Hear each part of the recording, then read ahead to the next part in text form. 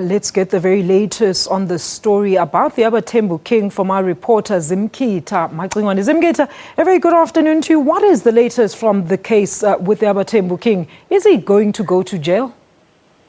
Good afternoon, Alicia.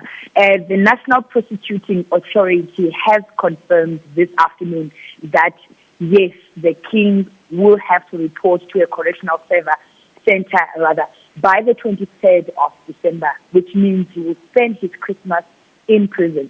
However, there's also correspondence from a civil organization calling itself the Society for the Protection of Our Constitution, which says it will try to approach the Mthatha High Court before that date elapses so that they can ask for an extension of bail in an attempt to prevent the King going to prison.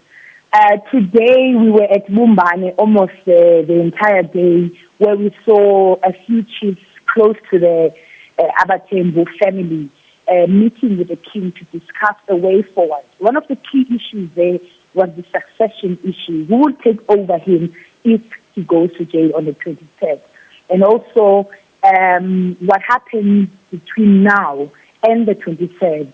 And another aspect that they were really emphasizing on is maybe trying to approach authorities so that when he does go to jail, he's not treated like anybody else, but he's given preferential treatment like a king in prison. Zimkita, that's all very interesting, but these debates of customary law not having been applied during the King's case, what exactly are they talking about here? Does he get special treatment? How does that work?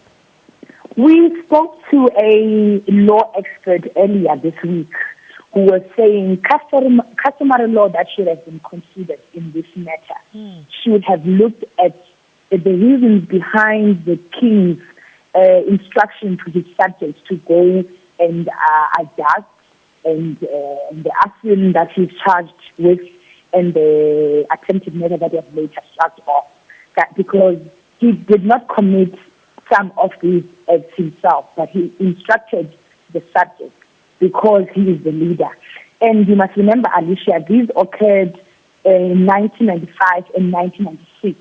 And before democracy, kings had the authority to inflict disciplinary action in their community. So it was just after the transition.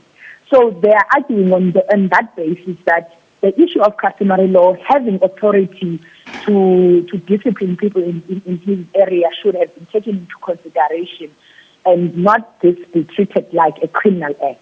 All right, that is Zimkita Macingwane on the line to us with the latest regarding the AbaThembu King going to jail for 12 years for culpable homicide.